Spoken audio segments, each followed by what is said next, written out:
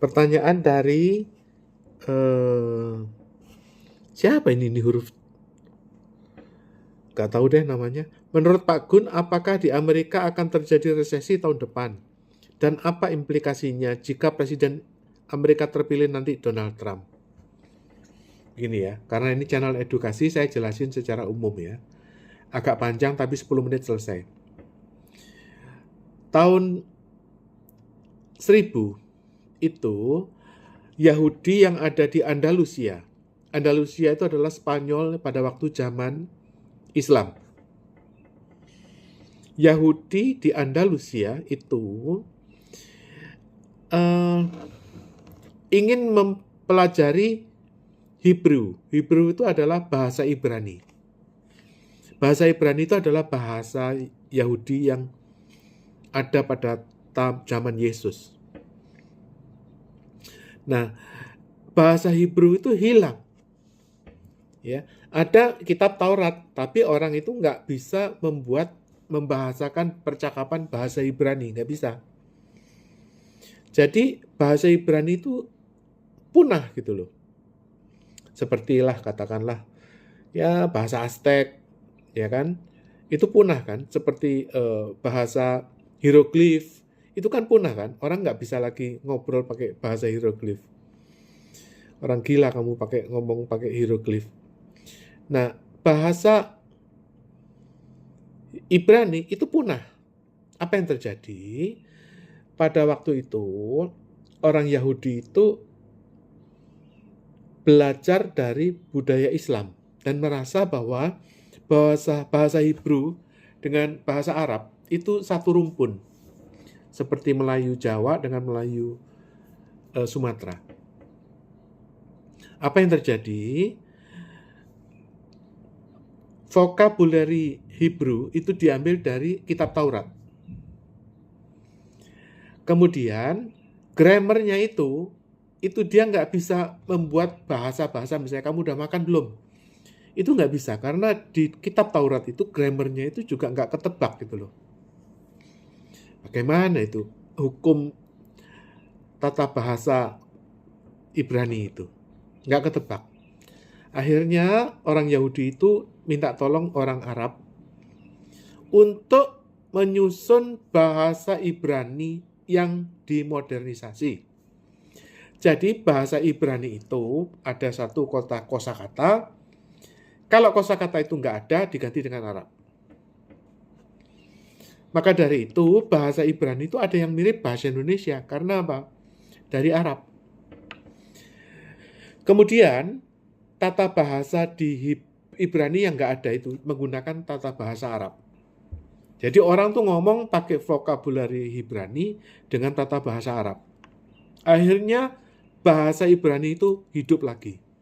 Orang sekarang bisa menulis surat, ngobrol pakai bahasa Ibrani. Menggunakan vocabulary Ibrani dengan tata bahasa Arab. Jadi sehingga bahasa Ibrani itu nggak punah. Demikian pertanyaan dari apakah Amerika akan terjadi resesi tahun depan. Jadi begini, ya, kejatuhan sebuah peradaban itu bukan karena Amerika itu goblok atau Amerika itu lemah. Enggak. Amerika itu terkuat di dunia. Tetapi pada saat-saat kritis, ya, katakan gini deh. Ya, ini sebuah Amerika ya.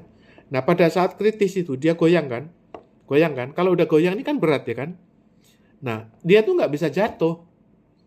Tapi bisa digoyang terus, goyang terus. Jadi membuat itu nggak stabil. Dan itu lama-lama akan jatuh.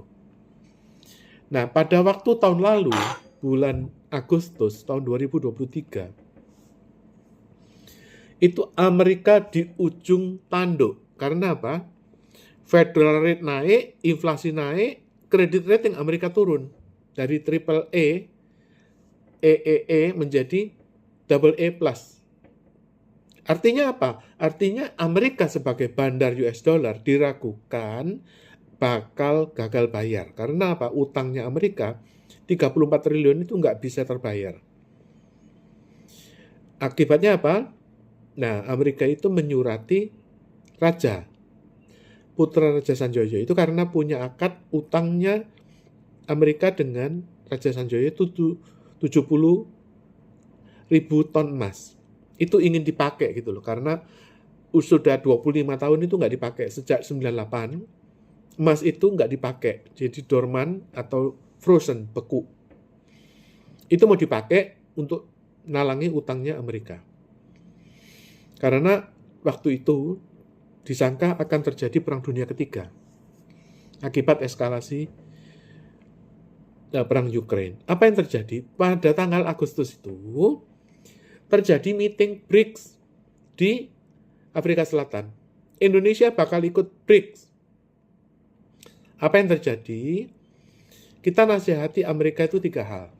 1, bahwa perang Ukraine itu tujuannya adalah untuk hegemoni US dollar kan. Tapi ternyata the federal rate-nya itu naik, inflasi naik, dan credit rating turun. Artinya perang di Ukraine itu tidak menguntungkan Amerika. Kenapa? Karena Rusia dan Cina itu saling bersekutu dengan BRICS, dan itu akan berkembang kepada negara-negara Islam.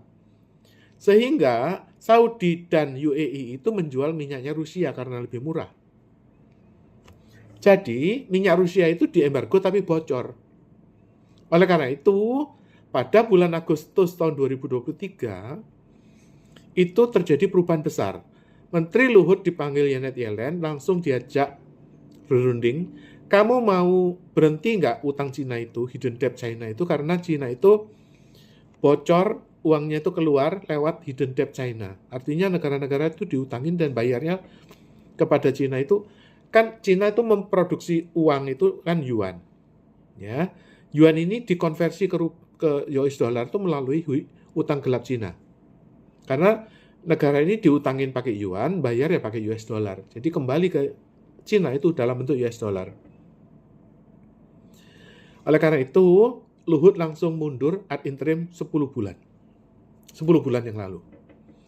Dan sejak itu, pada bulan Oktober, 7 Oktober itu, ada Hamas menyerang Israel sehingga Gaza dibom. Itu gara-gara untuk memecah BRICS ini yang bertambah kepada Saudi, UAE, Mesir, Ethiopia, Argentina, dan Iran. Dan itu sangat mengerikan, itu US dollar akan jatuh. Nah, pada waktu dia mau jatuh, dia bertanya kepada raja dan dinasihati oleh raja bahwa kamu jangan tambah utang. Kalau kamu tambah utang, uangnya Mataram itu yang disimpan 500 tahun itu utuh karena nggak dipakai. Oleh karena itu, kamu membayar utang Amerika dengan rahasia money laundering. Kalau Panama Papers itu di rahasia, utang Amerika akan lunas. Jadi kalau bertanya adalah, Pak Gun, apakah Amerika tahun depan akan resesi? Ya enggak jadi. Tadinya mau resesi. Karena inflasi tinggi, nggak turun-turun, the Fed naik, credit rating turun. Ya orang udah nggak demen sama Amerika, udah ragu. Kalau disuruh milih emas atau US dollar, udah bingung orang. Nah sekarang US dollar berkembang karena apa? Sekarang itu emasnya Putin, tabungannya Putin, oligarki Rusia itu sudah dirampas oleh Uni Eropa. Dipakai oleh Uni Eropa, duitnya Putin itu sudah dirampas.